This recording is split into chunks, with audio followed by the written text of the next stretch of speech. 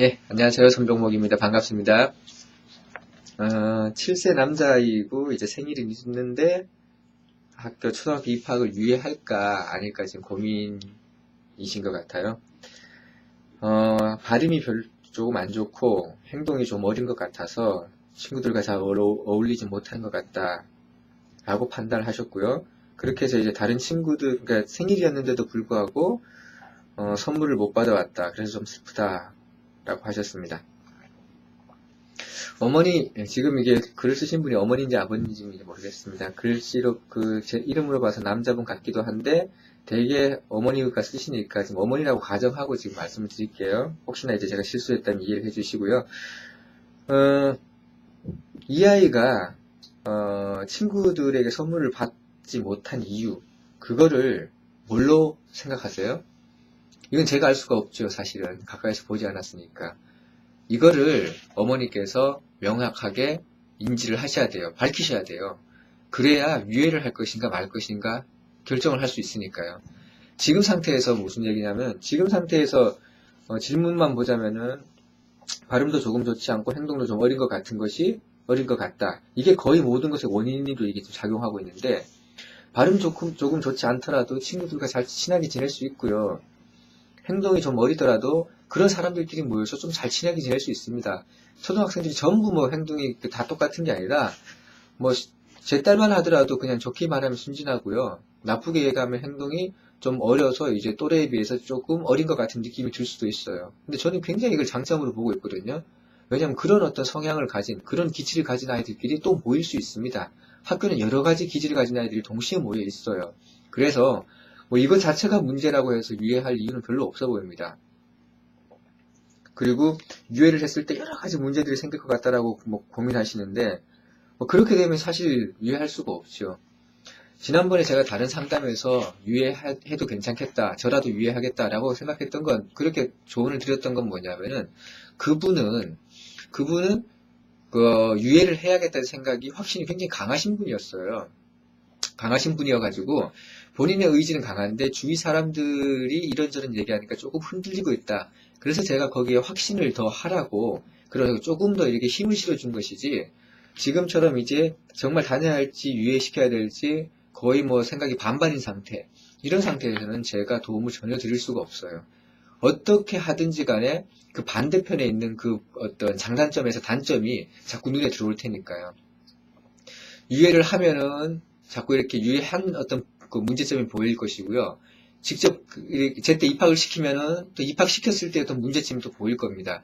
그런 상태에서는 어떤 결정을 하더라도 어머니께서 만족을 하실 수가 없어요. 그래서 지금 상태에서 제가 조언을 드릴 수 있는 것은 별로 없어 보이고요. 어머니께서 좀 더 적극적으로 이 문제를 해결하도록 노력했으면 좋겠다라는 말씀을 드리고 싶어요. 어떻게 하냐면은 유치원 선생님한테, 원장님한테 그렇게 적극적으로 물어봐서 도대체 어떤 식으로 행동을 하고 어떻게 하길래, 그리고 아이와의 관계는 도대체 어떤 건지, 이거를 우리 애 말을 들어보면 다 친하다고 하는데 제가 보기에는 혼자 생각인 것 같습니다라고 했는데, 애 말 듣고 어머니 혼자 생각하지 마시고요. 학원 직접 가르치는 분이 있잖아요. 원장님이나 그 보육교사. 그분들 생각을 좀 적극적으로 들어보십시오. 그리고 그분들 생각이 좀 애매하면은 좀 적극적으로 관찰해가지고 다음에 또 오겠습니다. 그때 또 말씀해 주십시오. 라고 해서 현장에 같이 있는 그 사람들의 도움을 찾아야죠. 제가 봤을 때 잘 모르겠습니다. 그분의 어떤 도움을 받아서, 실제로 그런 어떤 행동이, 어머니는 모르는 그런 어떤 보이지 않는 행동이 다른 아이한테 거부감을 줄 수도 있거든요. 그런 걸 찾으셔야 됩니다. 그렇게 해도 못 찾겠으면은 소아정신과 가서 아이와 같이 상담을 해보는 거예요. 그래서 과연 이 아이의 어떤 말이나 행동이 또는 정신연령이 1년을 유예하는 게 좋은지 아닐지에 대해서 어머니가 적극적으로 알아보시는 게 훨씬 나아요. 지금 그 질문상에 나타난 이 짧은 내용만 봐가지고는 유예가 좋을지 유예하지 않는 것이 좋을지 정확하게 판단하기 힘듭니다. 정리를 하자면요. 발음이 조금 안 좋고 행동이 좀 어린 것 같다. 이것만 가지고는 유예 사유라고 보기 힘들 것 같고요. 두 번째, 발음이 조금 안 좋다 그런 것이 1년 지나면 나아질 것이냐? 모르죠. 이거는 어떻게 보면 아이의 특성일 수 있거든요. 행동이 좀 어린 것 같다. 어린 것 같은 아이들끼리 모여서 잘 놀 수도 있다. 라는 게 제 생각입니다. 실제로 초등학교 보면 그런 아이들끼리 어울리고, 어떻게 보면 이제 속된 말로 이렇게 어린아이들, 또는 이제 어떻게 보면은 나쁜 얘기를 하면 까진 아이들, 이런 애들끼리 같이 놀아요, 서로. 다시 말해서 정신적으로 성숙한 아이들, 정신적으로 조금 덜 성숙한 아이들, 육체적으로 발달된 아이들, 육체적으로 덜 발달된 아이들, 이렇게 또래 문화가 형성이 되기 때문에 이것 자체만 가지고 유예시켜야겠다라고 생각하는 것은 조금 어떻게 보면 지나치신 감이 있지 않을까 하는 생각이 들고요. 다른 문제, 그러니까 생일인데도 불구하고 선물을 못 받아왔다.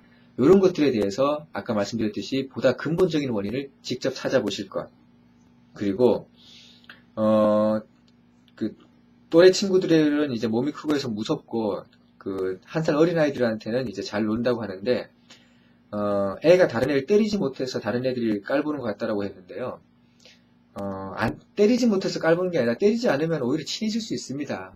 그러니까 때려서 어떻게 뭐 이렇게 친하게 지내고 그런 게 없어요. 그러니까 때리는 거 좋아하는 아이들은 오히려 더 따돌림을 당합니다. 그러니까 무슨 얘기냐면은 이 아이의 지금 단순히 드러난 이 특성이 이 아이가 다른 아이들과 어울리지 못하는 어떤 근본적인 이유가 아닐 수 있다는 거예요. 그걸 어머니께서 찾으셔야 돼요.